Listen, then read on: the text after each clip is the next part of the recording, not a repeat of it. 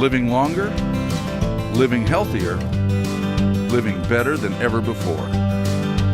Welcome to Mountain Pacific's Healthy Living for Life, a weekly series that gives you the information, education, and expert insight you need to become an active participant in today's ever-changing healthcare climate. Here now is today's program host. These days, no one ever seems to stay in one place, so staying in touch with family and friends makes traveling a necessity. But traveling isn't always easy, and for people who deal with certain health conditions, it can seem almost impossible. Welcome to Healthy Living for Life, a show dedicated to helping you do just that. I'm your host, Beth Brown. Today, we have some tips to help bring smoother sailing to your travel plans. Stay tuned. If a health condition prevents you from taking a dream trip or from traveling to spend time with your friends and family, you are not alone. The complications of travel can seem like it's not worth the hassle and the stress. But today, Leslie Egbert of Live Longitude Travel is joining us to explain that with some good planning, your trip is possible. So thanks so much for being here with us today, Leslie. Thank you for having me. So let's talk about traveling by air. If somebody has a medical condition or a disability that seems like it could make things a little more difficult, do you have any advice on how to help make sure that their plane ride or their air travel goes a little more smoothly? Yes, so for any type of travel, you want to make sure to give yourself plenty of time to get to the airport, to go through security. Always holiday season travel is very busy, so give yourself enough time. But in addition to that, people can contact the TSA if they have a specific health concern, whether it's regarding medication, mobility issues, even service dogs, military, the elderly, whoever. TSA is a great resource to reach out to, and they can assist you with any questions you have, or they can actually even have somebody meet you at the screening process when you go through security if you have concerns. And then another great idea to do is that there's also a TSA notification card that you can get. You just go online and you can type in what your medical issue is, and that way you can discreetly hand it to the TSA agent so that not everybody in line hears what your condition may be. That is great advice. I didn't know that that card existed.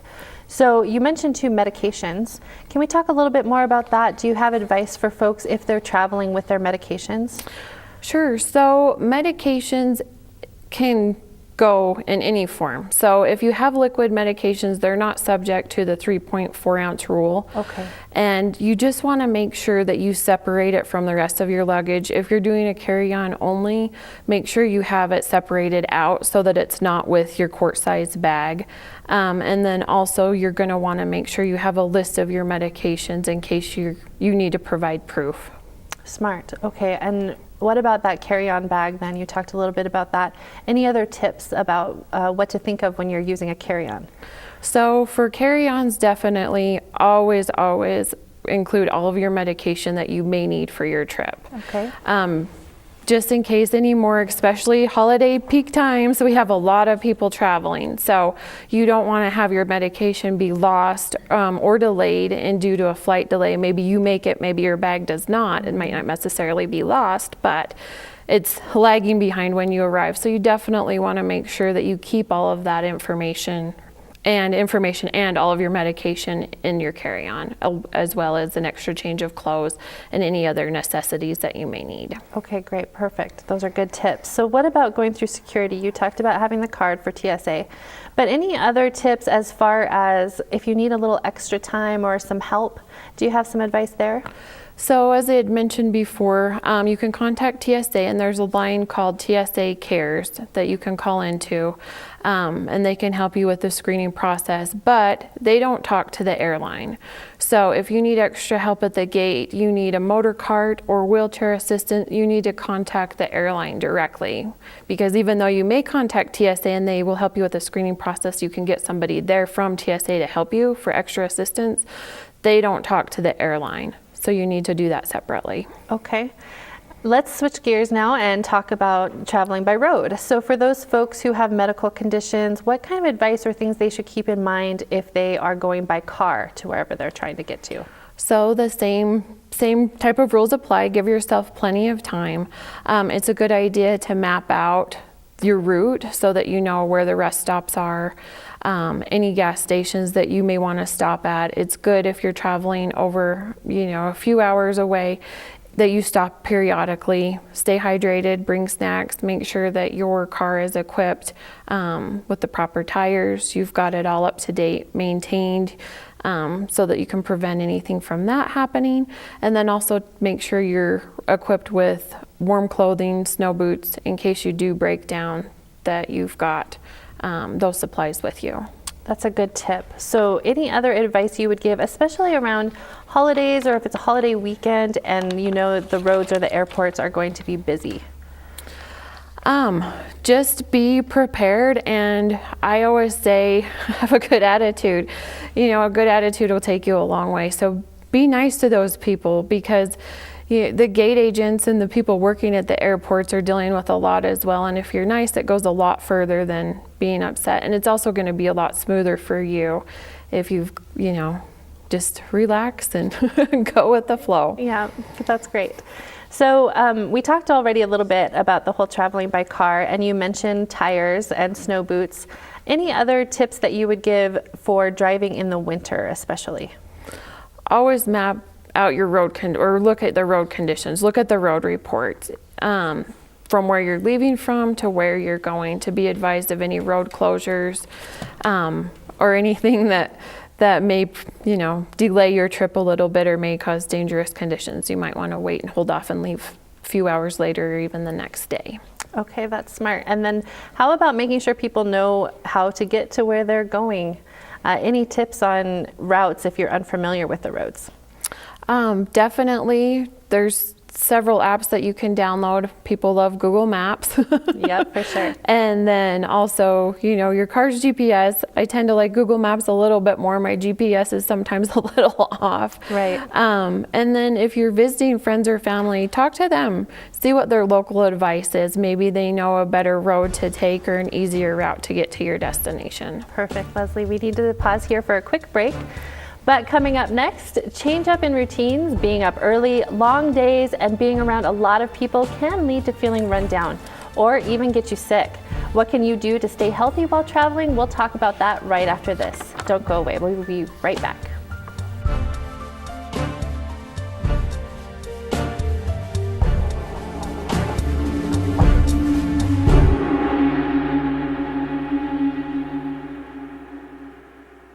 Welcome back. We're still talking with Leslie Egbert of Live Longitude Travel about some travel tips. So thanks for sticking around with us, Leslie. Thank you. So let's switch a little bit from kind of some tips for when we travel to focus more on staying healthy when we travel. Do you have some advice there?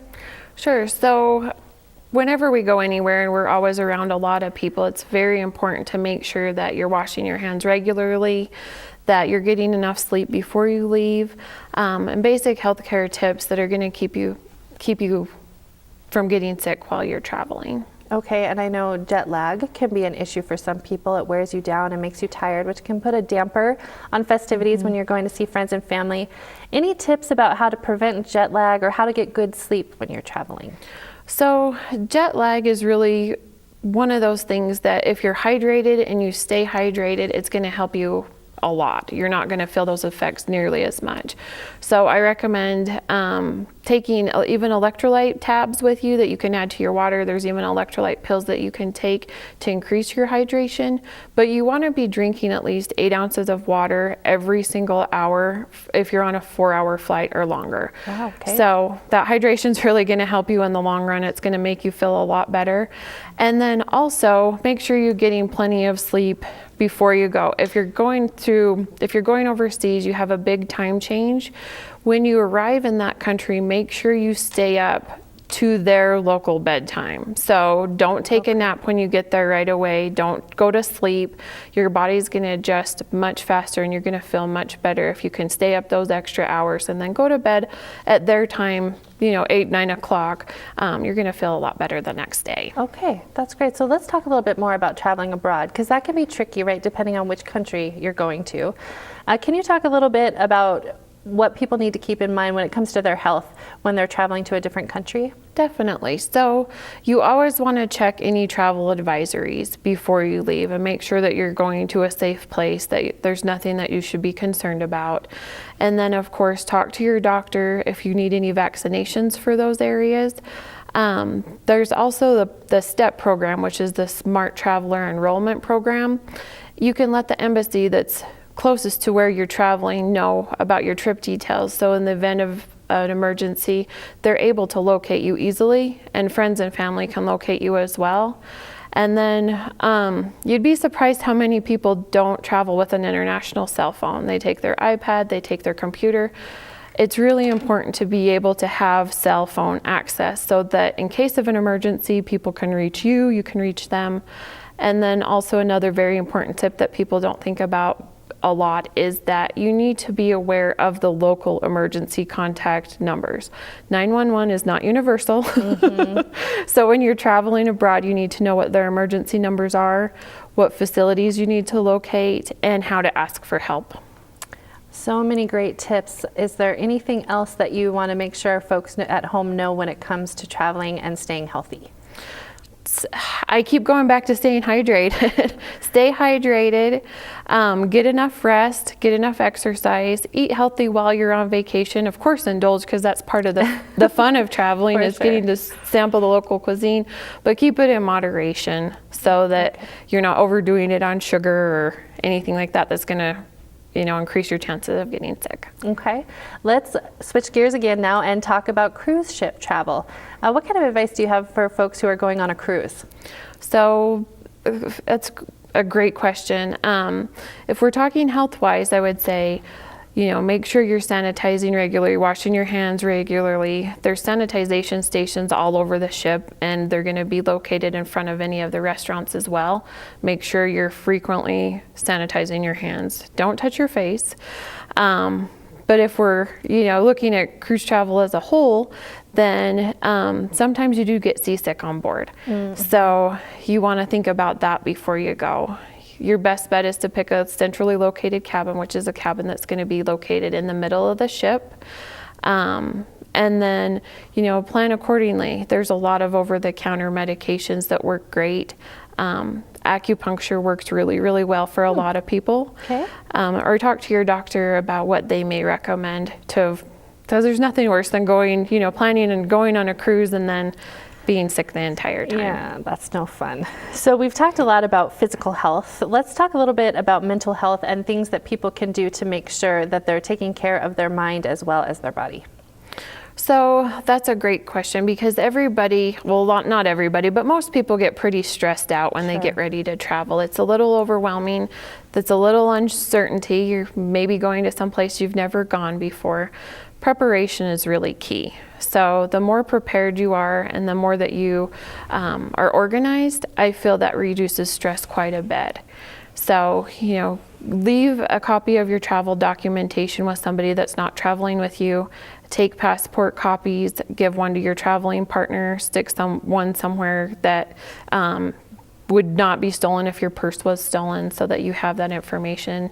Credit card numbers, all of that information, anything that you're taking with you, make sure you have a backup copy located somewhere that's easily accessible. Okay, perfect. We're just about out of time, but talking a little bit more about stress, obviously money sometimes can be a big stressor.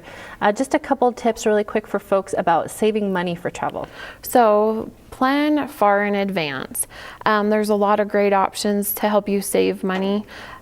Look for freebies. So look for free parking, free breakfasts, free Wi-Fi, things that can add up. Look for hotels that don't have resort fees. Those are often hidden costs. So there's a lot of little hidden things that you need to look for to make sure that you're not paying extra and have sticker shock when you're on vacation. Perfect. Leslie, thank you so much. Tons of great tips. I appreciate your time and your expertise. We need to pause for another break, but coming up next, we're going to talk with a travel agent who is certified in helping people who need special accommodations while traveling. We'll talk with her right after these messages. Don't go away.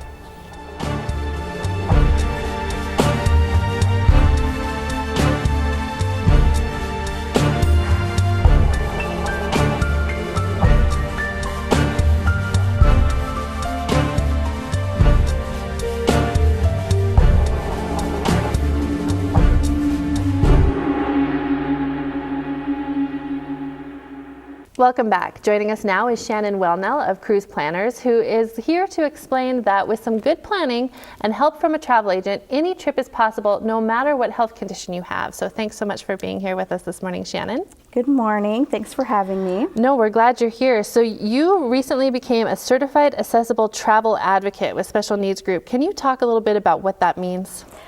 Being a travel agent certified in accessible travel means that I have completed the training and the online courses and received the certification to gain the knowledge to help people with special needs travel, or even make travel possible at all, from a simple accommodation to something maybe that they haven't even thought that they could go.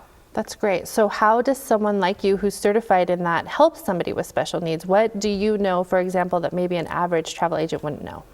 Probably just the equipment that's out there.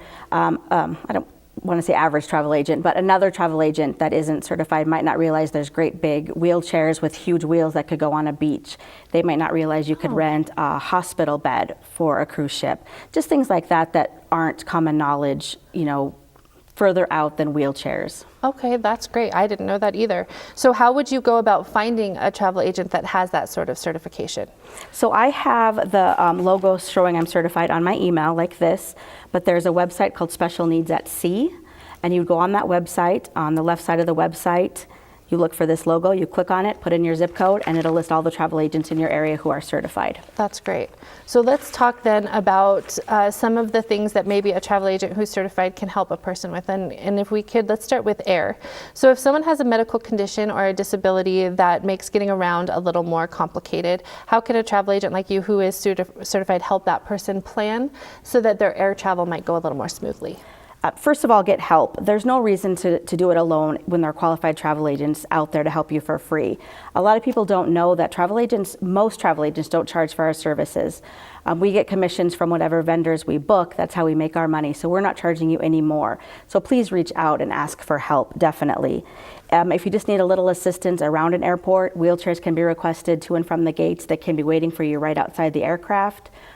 Travel usually involves a lot of walking between the gates. Some airports are massive between the gates. So even if you don't usually use a wheelchair, but you have a tight connection, request that wheelchair to be waiting for you. You can't count on those motorized carts.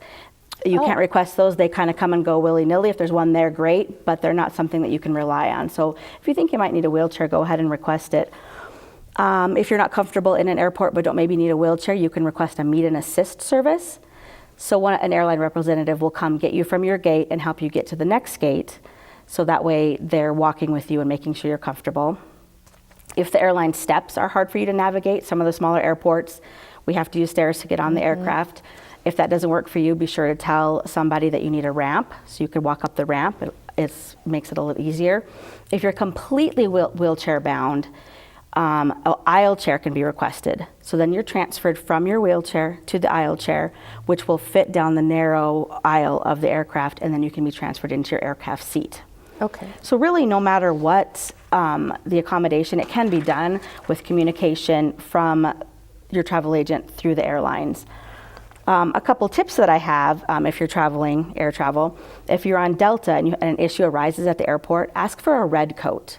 Those are agents that are specially trained to help in those situations to try to resolve whatever may be going on. Another tip I have is that sometimes Delta comfort seating can be assigned for free to people that might need to sit closer to the aircraft door. It's just something that your travel advisor needs to ask for. Okay. If it's medically necessary, a lot of times they'll give you that seating complimentary. Great. The other air travel tip I have is to always pack your medication and your passport and anything else you might need in the next 24 to 48 hours in your carry-on. No one expects bags to be delayed, but it does happen. Sure. Great. Those are some great tips. And so that's some tips for kind of navigating around when you're at the airport. What about right when you get to the airport? Any tips there for even getting to the gate or to the counter with your tickets, those kind of things? Sure. I always recommend to arrive early. I know a lot of times in Montana, sometimes we'll get a little bit complacent with that, think we don't need as much time as we do, but it's still really important to arrive early because you never know what's going to happen. Okay. It's less stressful for you and anyone you're traveling with if you have more time than not enough. As we covered earlier, to prepare to go through airport security, remember to have your medical documentation out and ready. Get your plastic bags with your medication and liquids, as well as any electronics larger than a cell phone, out to be screened so you're prepared for security. If you're over 75, you will not be required to remove your shoes. Oh, cool. Okay. And then what about if you have like an oxygen tank or you have respiratory issues? Can you speak to that a little bit? Yeah, so this is all facts that, so if it doesn't sound... Yeah, sure. The Federal Aviation Administration does not allow travelers to carry their own oxygen tanks or liquid oxygen aboard a commercial aircraft. Okay. Instead, most patients can use a Department of Transportation approved battery-operated portable oxygen concentrator. You should check with the oxygen tank's manufacturer to make sure it's approved for in-flight use.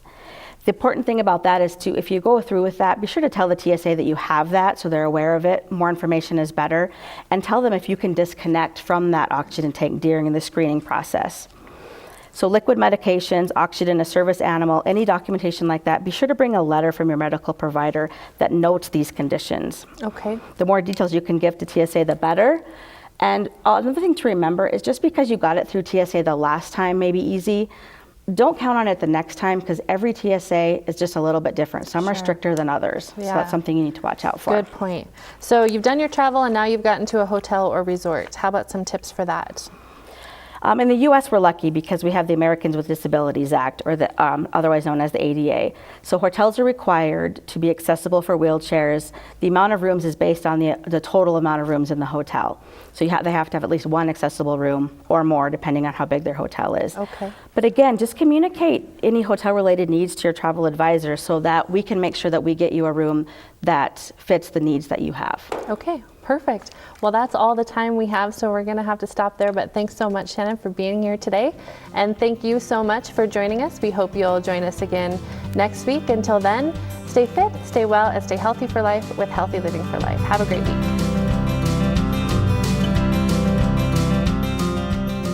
Healthy Living for Life is brought to you by Mountain Pacific Quality Health.